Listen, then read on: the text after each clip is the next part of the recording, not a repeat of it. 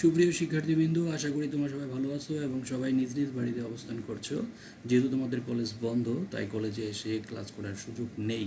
সেই জন্য তোমাদের জন্য সরকারি হরমা কলেজের পক্ষ থেকে অনলাইনের মাধ্যমে ক্লাসের ব্যবস্থা করা হয়েছে।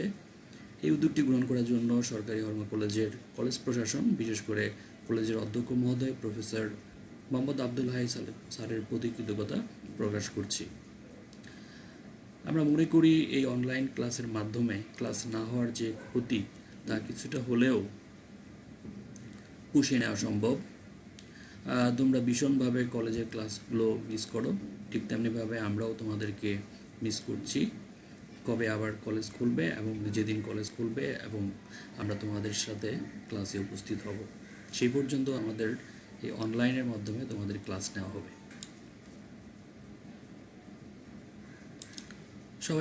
সবাইকে স্বাগত জানাচ্ছি আমাদের আজকের এই অনলাইন ক্লাসে।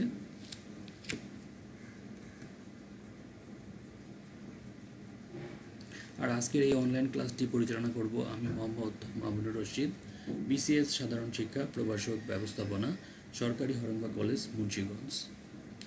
শুরুতেই তোমাদেরকে একটি ছবি দেখানো হবে এবং তোমরা এই ছবিটি থেকে বলতে হবে এই ছবির ব্যক্তিটির নাম কি। তোমরা অনেকেই হয়তোবা তাকে চিনে থাকবে। আর একটু সহজ করে দিই, যাকে ব্যবস্থাপনার জনক বলা হয়ে থাকে। তাহলে শিক্ষার্থী বন্ধুরা, তোমরা নিশ্চয়ই বুঝে গেছো এই ব্যক্তির নাম কি হতে পারে। সে হলো ব্যবস্থাপনার জনক হেনরি ফেল। হেনরি ফেল তার অ্যাডমিনিস্ট্রেশন ইন্ডাস্ট্রিয়াল অ্যাট জেনারেল এই গ্রন্থে ব্যবস্থাপনার 14টি মূলনীতি নির্দেশ করেন, যা ব্যবস্থাপনার মূল নীতি হিসেবে পরিচিত। তো আজকের পাঠ পরিচিতি, ব্যবস্থাপনার নীতি, শিকনফল। পাঠ শেষে শিক্ষার্থীরা শিখতে পারবে, ব্যবস্থাপনার নীতির ধারণা ব্যাখ্যা করতে পারবে, ব্যবস্থাপনার নীতি বা আদর্শসমূহ বর্ণনা করতে পারবে। এই অধ্যায়টি একাদশ দ্বাদশ শ্রেণীর ব্যবসা সংগঠন ও ব্যবস্থাপনার দ্বিতীয় পত্রে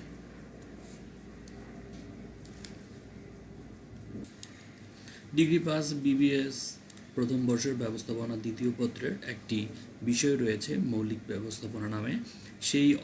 সেই সাবজেক্টেও ব্যবস্থাপনার নীতি এই অধ্যায়টি আলোচিত হয়ে থাকে। এবং সর্বশেষ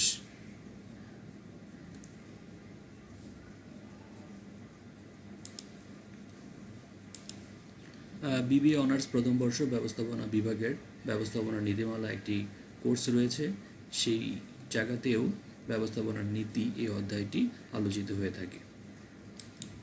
তো শিক্ষার্থী বন্ধুরা, ব্যবস্থাপনার নীতি জানার পূর্বে আমাদেরকে জানতে হবে নীতি বলতে কি বোঝায়।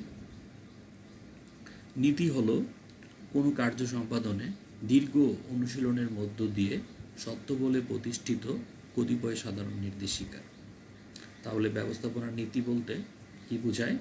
ব্যবস্থাপনার নীতি হলো ব্যবস্থাপনার কার্য সম্পাদনে দীর্ঘ অনুশীলনের মধ্য দিয়ে সত্য বলে প্রতিষ্ঠিত কতিপয় সাধারণ নির্দেশিকা।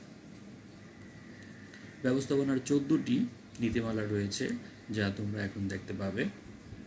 এই 14টি নীতিমালাকে সংক্ষেপে মনে রাখার জন্য প্রতিটি নীতিমালার আদ্য অক্ষর দিয়ে আমরা একটি লাইন তৈরি করতে পারি, যেটা এইভাবে: dad, US, RC, so, ES, IS. এটাকে আরও সহজভাবে মনে রাখার আরও একটি কৌশল রয়েছে। Dad, do you see USSR. ছেলে ড্যাডকে জিজ্ঞেস করছে, dad, do you see USSR, অর্থাৎ Union of Soviet Socialist Republic. Dad answer করছে, আইসি। এখানে প্রতিটি অক্ষরগুলো দিয়েই আমাদের ম্যানেজমেন্টের যে 14টি প্রিন্সিপাল রয়েছে তা তৈরি করা সম্ভব। আমরা এখন তা দেখব। ডি, ডিভিশন অফ ওয়ার্ক, কার্য বিভাজন। এতে অথরিটি অ্যান্ড রেসপন্সিবিলিটি, কর্তৃত্ব ও দায়িত্ব। ডিতে ডিসিপ্লিন, নিয়মানুবর্তিতা। ইউতে ইউনিটি অফ কমান্ড, আদেশের ঐক্য। আবার ইউতে ইউনিটি অফ ডিরেকশন, নির্দেশনার ঐক্য। S the subordination of individual interest to general interest, সাধারণ স্বার্থে নিজের স্বার্থ ত্যাগ। আর দ্য রেমুনারেশন, পারিশ্রমিক। C the centralization and decentralization, কেন্দ্রীকরণ ও বিকেন্দ্রীকরণ। এস দ্য স্কলার চেন, জোড়া বা মই শিকল। ওতে অর্ডার বা শৃঙ্খলা। ইতে ইকুইটি, যার বাংলা অর্থ হচ্ছে সাম্য বা ন্যায়। S the stability of job, চাকরির স্থায়িত্ব। আই দ্য ইনিশিয়েটিভ, উদ্যোগ। এস দ্য স্ট্রেংথ, যেটাকে ফরাসি শব্দে বলা হয় স্প্রিট ডি কর্পস, যার বাংলা হলো একতাই বল। তো আমরা এখন প্র্যাকটিস করব ডিতে ডিভিশন অফ ওয়ার্ক, এতে অথরিটি অ্যান্ড রেসপন্সিবিলিটি, ডিতে ডিসিপ্লিন, ইউতে ইউনিটি অফ কমান্ড, ইউতে ইউনিটি অফ ডিরেকশন, এসতে subordination of individual interest to general interest, আরতে রেমুনারেশন, সিতে সেন্ট্রালাইজেশন অ্যান্ড ডিসেন্ট্রালাইজেশন, এসতে স্কলার চেন, ওতে অর্ডার, ইতে ইকুইটি, এসতে স্টেবিলিটি অফ জব, আইতে ইনিশিয়েটিভ এবং সর্বশেষ যে মূলনীতি সেটা হচ্ছে এসতে হচ্ছে স্ট্রেংথ। তো তোমরা একটি ছবি দেখতে পাচ্ছ, এই ছবিটি যদি আমরা বাম পাশ থেকে লক্ষ্য করি তাহলে দেখতে পাবো প্রথম ছবিটিতে তিনজন ব্যক্তি, একজন হচ্ছে শেফ, একজন হচ্ছে ইঞ্জিনিয়ার আর একজন হচ্ছে বারবার। এবার দ্বিতীয় চিত্রটি যদি আমরা একটু খেয়াল করি তাহলে দেখতে পাবো ইঞ্জিনিয়ার, তার আবার কাজের মধ্যে ভাগ রয়েছে, প্রথম ফ্রেমিং, তারপর সাইডিং, তারপর পেইন্টিং, তারপর ইন্সপেকশন এবং সর্বশেষ শিপিং। তাহলে শিক্ষার্থী বন্ধুরা তোমরা কি বুঝতে পারছো ব্যবস্থাপনার কোন নীতির কথা বলা হয়েছে এই ছবির মাধ্যমে? সেটি হলো ব্যবস্থাপনার প্রথম নীতি, কার্য বিভাজন। এবার কার্য বিভাজন বলতে কি বোঝায়? কার্য বিভাজনের নীতি বলতে বোঝায় প্রতিষ্ঠানের কাজকে প্রয়োজন অনুযায়ী বিভিন্ন ভাগে ভাগ করে প্রত্যেকের দায়িত্ব ও কর্তৃত্ব সুস্পষ্টভাবে নির্দিষ্ট করার নীতিকেই কার্য বিভাজন নীতি বলে। অর্থাৎ যার যে কাজ তাকে সে কাজের দায়িত্ব দিয়ে দেওয়া। যেমন সরকারি হরঙ্গা কলেজে 17টি বিভাগ রয়েছে এবং 17টি বিভাগের নির্ধারিত শিক্ষক নির্ধারিত বিষয়ে ক্লাস নিয়ে থাকবেন, তাই হলো কার্য বিভাজনের নীতি। যেমন ব্যবস্থাপনার বিভাগের শিক্ষকেরা ব্যবস্থাপনা বিষয়ের যে ক্লাসগুলো রয়েছে তারা সেই ক্লাসগুলো নিয়ে থাকবে, আর হিসাব বিজ্ঞানের শিক্ষকেরা হিসাব বিজ্ঞানের যে ক্লাসগুলো রয়েছে তারা সেই ক্লাসগুলো নিয়ে থাকবে। দ্বিতীয় আরেকটি ছবি আমরা দেখি, এটা হলো কর্তৃত্ব ও দায়িত্ব। কর্তৃত্ব বলতে বোঝায় কর্তৃত্ব হলো আদেশ দানের অধিকার, আর অন্যদিকে দায়িত্ব হলো জবাবদিহি করার বাধ্যবাধকতা। আমরা একটু খেয়াল করি, প্রথম যে চিত্রটি সেটি হলো অথরিটি, আর দ্বিতীয় যে চিত্রটি সেটা হচ্ছে রেসপন্সিবিলিটি। তো শিক্ষার্থী বন্ধুরা তোমরা খাতার মধ্যে অথরিটি ভার্সেস রেসপন্সিবিলিটি এর মধ্যে কোনো পার্থক্য আছে কিনা, আর যদি থাকে তাহলে সেগুলো তোমরা লিখবে। প্রথম চিত্রটিতে দেখা যাচ্ছে সে আদেশ দানের ক্ষমতা অধিকার অর্জন করে, আর দ্বিতীয় ব্যক্তি হচ্ছে সে জবাবদিহির জন্য বাধ্য থাকবে, অর্থাৎ কোনো কাজের জন্য সে দায়ী থাকবে। কোম্পানি কেন প্রফিট করতে পারলো না এর জন্য দায়ীকে ইউ, যে কোনো কাজের জন্য রেসপন্সিবলকে ইউ, অর্থাৎ সবগুলো আঙ্গুল ওই ব্যক্তির দিকে দেখানো হচ্ছে, দ্যাটস মিনস রেসপন্সিবিলিটি। আমরা এই ছবিটি যদি একটু খেয়াল করি তাহলে দেখতে পাবো প্রথম ব্যক্তিকে সবাই অনুসরণ করে সামনে এগিয়ে যাচ্ছে। এটাকে আমাদের ব্যবস্থাপনার ভাষায় বলা হয় নিয়মানুবর্তিতা। নিয়মানুবর্তিতা বলতে বোঝায় প্রতিষ্ঠানের জন্য উত্তম নিয়ম নীতি নির্ধারণ এবং তা মেনে চলার নীতিকেই ব্যবস্থাপনার নিয়মানুবর্তিতার নীতি বলে। অর্থাৎ প্রতিষ্ঠানের সবাই যে নিয়ম নীতি থাকবে সেই নিয়ম নীতি সবাই মেনে চলবে।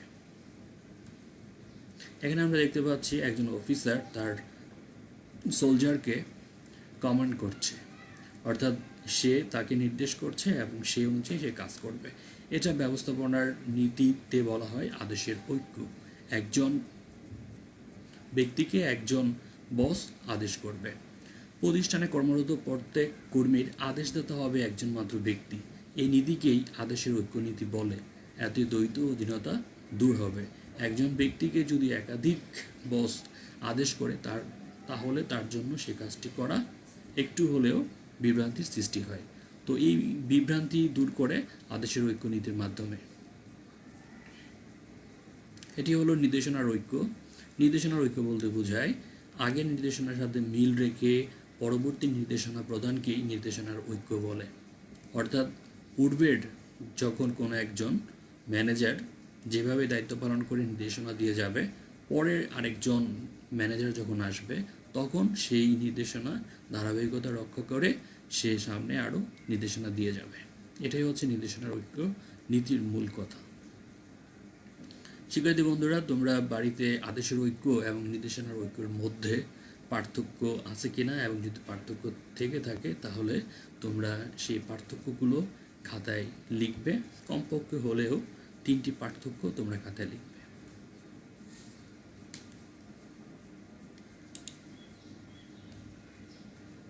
আমরা যদি ছবিটি ভালোভাবে লক্ষ্য করি তাহলে দেখতে পাবো, বিশেষ করে আমরা যদি দ্বিতীয় ছবিটি একটু খেয়াল করি তাহলে দেখতে পাবো যে একটি পাত্রে অনেকগুলো মাছ রয়েছে এবং সেই পাত্র থেকে একটি মাছ অন্য একটি পাত্রে চলে যাচ্ছে।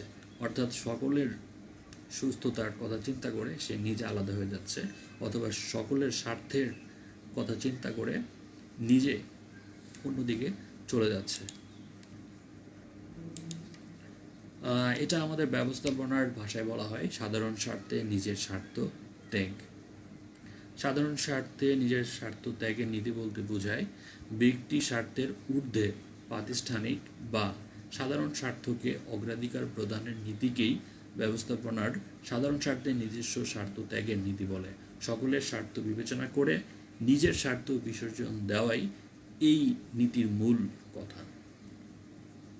আমরা এই ছবি দেখতে পাচ্ছি, এই ছবিটি মূলত পারিশ্রমিক নীতির কথা বলা হয়েছে। পারিশ্রমিক নীতি বলতে বোঝায় প্রতিষ্ঠানের প্রতিটা কর্মীর কাজের প্রকৃতি, মেধা, যোগ্যতা ইত্যাদি বিবেচনায় উপযুক্ত বেতন ও সুযোগ সুবিধা প্রদানের নীতিকেই ব্যবস্থাপনায় পারিশ্রমিকের নীতি বলে। অর্থাৎ যার যেমন মেধা এবং যোগ্যতা, তার সেই মেধা ও যোগ্যতা বিচার করে পারিশ্রমিক নির্ধারণ করতে হবে, বেতন নির্ধারণ করতে হবে। এটি ব্যবস্থাপনার আরেকটি গুরুত্বপূর্ণ নীতি, সেটি হলো কেন্দ্রীয়করণ। কেন্দ্রীয়করণ বলতে বোঝায় সিদ্ধান্ত গ্রহণের ক্ষমতা ব্যবস্থাপনার উপরি পর্যায়ে সংরক্ষণ করা হলে তাকে কেন্দ্রীকরণ নীতি বলে। অর্থাৎ উপরি পর্যায়ে যারা থাকবে, উচ্চ স্তরের বস বা প্রশাসক যারা থাকবে, তারা শুধু সিদ্ধান্ত গ্রহণ করার ক্ষমতা অর্জন করবে। এটা হচ্ছে কেন্দ্রীকরণ নীতির মূল কথা। এই নীতির সম্পূর্ণ বিপরীত নীতি হলো বিকেন্দ্রীকরণ। বিকেন্দ্রীকরণ বলতে বোঝায় সিদ্ধান্ত গ্রহণের ক্ষমতা নিচের পর্যায়ের ব্যবস্থাপকদের হাতে ছেড়ে দেওয়া হলে তাকে বিকেন্দ্রীকরণ নীতি বলে। সিদ্ধান্ত শুধুমাত্র উপরি স্তরে যারা থাকবে, টপ লেভেলের বস, তারাই শুধু সিদ্ধান্ত গ্রহণ করবে না, মাঝে মাঝে নিচের লেভেলে অর্থাৎ মিড লেভেল এবং লোয়ার লেভেলের যে সমস্ত ম্যানেজার আছে তারাও সিদ্ধান্ত গ্রহণের ক্ষমতা অর্জন করবে। এটি হচ্ছে বিকেন্দ্রীকরণ নীতির মূল কথা। অর্থাৎ ক্ষমতাকে উপরি পর্যায়ের নেতাদের মধ্যে বা উপরি পর্যায়ের বসের কাছে পুঞ্জীবিত না রেখে তার এই ক্ষমতাটা নিচের পর্যায়ের ব্যবস্থাপকদের উপর অর্পণ করাই হচ্ছে বিকেন্দ্রীকরণ নীতি। এটি হলো, আমরা যদি একটু খেয়াল করি তাহলে দেখতে পারবো, প্রথম ছবিটি যদি একটু মনোযোগ সহকারে খেয়াল করি, 3জন ব্যক্তি একজনের সাথে আরেকজন লেগে আছে, কিন্তু চতুর্থ ব্যক্তি তাদের মাঝে একটি গ্যাপ আছে। এই গ্যাপ থাকলে চলবে না, এটাকে বলা হয় জোড়া বা মহিষিকল ব্যবস্থাপনার ভাষায়। অর্থাৎ একটি কাজের সাথে আরেকটি কাজের ধারাবাহিকভাবে সংযুক্ত থাকতে হবে। যদি কোনো ধরনের গ্যাপ সৃষ্টি হয় তাহলে সেই জন্য কাজে বাধা সৃষ্টি হবে। বর্তমানে সবচেয়ে আলোচিত বিষয় সেটা হচ্ছে সামাজিক দূরত্ব মেনটেন করতে হবে। তো সামাজিক দূরত্ব বজায় রাখা, এটি হচ্ছে জোড়া বা মহিষিকল এই নীতির সম্পূর্ণ পরিপন্থী বা বিপরীত নীতি, অর্থাৎ বর্তমানে করোনা ভাইরাস সেটা ছড়িয়ে পড়ছে একজনের কাছ থেকে আরেকজন, আরেকজনের কাছ থেকে আরেকজন, এভাবে সবার মাঝে যেন ছড়িয়ে না পড়ে সেই জন্য বলা হচ্ছে সামাজিক দূরত্ব বজায় রাখার জন্য। আর জোড়া বা মৈত্রীকল হচ্ছে একজনের সাথে আরেকজন সংযুক্ত থেকে কাজটি সম্পন্ন করতে হবে। আর যদি একজনের সাথে আরেকজনের সাথে সংযুক্ত না রেখে কাজ না করা হয় তাহলে সে কাজটি করা সম্ভব হবে না। তো জোড়া বা মৈত্রীকলের নীতি বলতে কী বোঝায়? প্রতিষ্ঠানের উপর থেকে শুরু করে একেবারে নিচের স্তর পর্যন্ত সাংগঠনিক নিয়মে প্রতিটি ব্যক্তি, বিভাগ ও উপবিভাগকে একে অন্যের সাথে যুক্ত করে দেওয়ার বা একই শিকলের অধীনে সবাইকে আবদ্ধ করার নীতিকেই ব্যবস্থাপনার জোড়া বা মৈত্রীকল নীতি বলে। এটি হলো ব্যবস্থাপনার আরেকটি নীতি, অর্ডার বা শৃঙ্খলা। শৃঙ্খলা নীতি বলতে বোঝায় যোগ্য ব্যক্তিকে যোগ্য স্থানে এবং সঠিক বস্তুকে সঠিক স্থানে স্থাপনের নীতিকেই ব্যবস্থাপনার শৃঙ্খলা নীতি বলে। যোগ্য ব্যক্তিকে যদি যোগ্য স্থানে স্থান দেওয়া হয় তাহলে তার কাছ থেকে জনগণ প্রত্যাশিত সেবা পাবে, আর যোগ্য জায়গায় যদি অযোগ্য ব্যক্তিকে স্থান দেওয়া হয় তাহলে তার কাছ থেকে জনগণ প্রত্যাশিত সেবা পাবে না, সেবা থেকে বঞ্চিত হবে। এই ছবিটি মূলত আমরা যদি প্রথমটি খেয়াল করি তাহলে দেখতে পাবো ইকুয়াল, তারপরেরটি হচ্ছে ইকুইটির কথা বলা হয়েছে বা সাম্যতা। ইকুইটি বলতে কি বোঝায় আমরা একটু জেনে নেব। অধস্তনদের সবার প্রতি সমান আচরণ বা স্নেহ প্রদর্শনের নীতিকেই ব্যবস্থাপনার সাম্যের নীতি বলে। আমরা একটু ছবির মাধ্যমে বোঝার চেষ্টা করব। যদি প্রথম ছবিটি খেয়াল করি দেখতে পাচ্ছি একজন বাবা তার দুই সন্তানকে নিয়ে খেলা দেখার জন্য স্টেডিয়ামে গেল। বাবা সে টুলের উপর দাঁড়িয়ে আছে, বড় সন্তান সেও টুলের উপর এবং ছোট সন্তান সেও টুলের উপর দাঁড়িয়ে আছে, অর্থাৎ সবাইকে একটা করে টুল দেওয়া হয়েছে, দ্যাট ইজ ইকুয়ালিটি। দ্বিতীয়টি হচ্ছে বাবার টুল ব্যবহার না করলেও সে খেলা দেখতে পাবে, কিন্তু ছোট ছেলেটি যদি দুটি টুল ব্যবহার করে তাহলে সে খেলা দেখতে পাবে। এটি হচ্ছে ইকুইটির মূল কথা, যার যতটুকু প্রাপ্য তাকে ততটুকুই দেওয়া। দ্বিতীয় যেই ছবিটি আমরা যদি খেয়াল করি তাহলে দেখতে পাবো বাবা অনেকগুলো টুল ব্যবহার করে একেবারে আকাশের দিকে চলে গেছে, আর সন্তান, ছোট সন্তান যার টুল সবচেয়ে বেশি প্রয়োজন ছিল সে একেবারে না পেয়ে মাটির নিচে চলে যাচ্ছে। দ্যাট ইজ রিয়েলিটি, অর্থাৎ যার আছে সে একেবারে সংগ্রহ নিতে নিতে একেবারে আকাশের উপর দিকে চলে যায়, আর যার নাই সে একেবারে নিঃস্ব হতে হতে হতে মাটির নিচে চলে যায়। প্রথম যে ছবিটি যদি খেয়াল করি তাহলে দেখতে পাবো মিস্টার এক্স বা ওয়াই আপনার আর এই প্রতিষ্ঠানের প্রয়োজন নেই, আপনি এই প্রতিষ্ঠান থেকে আসতে পারেন বা আপনি চলে যেতে পারেন। তার মানে হচ্ছে তার চাকরির কোনো স্থায়িত্ব নাই। আর পরের যেই ছবিটি খেয়াল করি সেটা হচ্ছে জব সিকিউরিটির কথা বলা হয়েছে। ব্যবস্থাপনার আরেকটি গুরুত্বপূর্ণ নীতি সেটি হচ্ছে চাকরির স্থায়িত্ব। চাকরির স্থায়িত্ব বলতে বোঝায় শ্রমিক বা কর্মী বা নির্বাহীদের চাকরির নিশ্চয়তা বিধান করা হলে প্রতিষ্ঠান সম্পর্কে কর্মীদের আগ্রহ ও উদ্দীপনা বৃদ্ধি পায়। অকারণে কর্মী ছাঁটাই বা বহিষ্কার করা হলে ব্যবস্থাপনা অপ্রিয় হয়ে ওঠে। বর্তমানে লকডাউনের কারণে অনেক গার্মেন্টস প্রতিষ্ঠান তাদের কর্মীদেরকে ছাঁটাই করে দিচ্ছে। তো এটি হচ্ছে চাকরির স্থায়িত্বের নীতির সম্পূর্ণ পরিপন্থী, অর্থাৎ এই নীতির অভাবে সেখানে তারা কর্মী ছাঁটাই করতে পারছে। এটি মূলত উদ্যোগ। উদ্যোগ বলতে বোঝায় প্রতিষ্ঠানের সকল পর্যায়ের ব্যবস্থাপকগণ স্ব কর্মক্ষেত্রে স্বতঃস্ফূর্ত অংশগ্রহণ, নতুন নতুন পরিকল্পনা উদ্ভাবন ও বাস্তবায়ন করার স্বাধীন প্রচেষ্টাকে উদ্যোগের নীতি বলে। অর্থাৎ স্ব কর্মক্ষেত্রে ব্যবস্থাপকগণ স্বতঃস্ফূর্তভাবে নতুন নতুন পরিকল্পনা গ্রহণ করতে পারবে এবং স্বাধীনভাবে সেগুলো বাস্তবায়ন করতে পারবে। বর্তমানে করোনা ভাইরাসের কারণে অনেক জায়গাতে মৃত্যু হলে মৃত ব্যক্তির দাফন নিয়ে সমস্যা হচ্ছে। ঠিক সেই মুহূর্তে নারায়ণগঞ্জের একজন কমিশনার, তোমরা জেনে থাকবে, শামসুল আলম খন্দকার খোরশেদ, উনি স্বতঃস্ফূর্তভাবে মৃত ব্যক্তির জানাজা দিয়ে দিচ্ছে এবং দাফন কাজ সম্পন্ন করছে। এটি হচ্ছে উদ্যোগের নীতির কথা। এছাড়াও অনেক ব্যক্তি এই দুঃসময়ে, করোনাকালীন দুর্যোগ সময়ে অসহায় ব্যক্তিদের পাশে দাঁড়াচ্ছে একেবারে ব্যক্তিগত উদ্যোগে। এটি হলো উদ্যোগ নীতির কথা। এই ছবিটি দেখতে পাচ্ছ, এই ছবিটি মূলত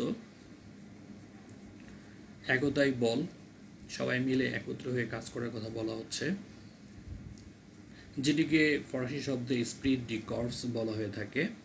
একতাই বল নীতি প্রতিষ্ঠানে কর্মরত সকল ব্যক্তি, বিভাগ ও উপবিভাগকে সর্বাবস্থায় ঐক্যবদ্ধ থেকে পারস্পরিক সহযোগিতায় কর্মকাণ্ড পরিচালনা নীতিকেই ব্যবস্থাপনার একতাই বল নীতি বলে।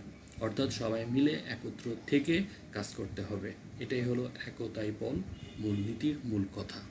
তো শিক্ষার্থী বন্ধুরা, আমরা 14টি নীতি পড়লাম, আর সর্বশেষ যে নীতি সেটি হচ্ছে একতাই বল নীতি। বর্তমানে করোনা ভাইরাস, এটা একা সরকারের পক্ষে মোকাবেলা করা সম্ভব না। আমরা সবাই মিলে, অর্থাৎ সবাই যদি নিজ নিজ গৃহে অবস্থান করি, তাহলে করোনা ভাইরাসের যে দুর্যোগ সেটা আমরা মোকাবেলা করতে সক্ষম হব।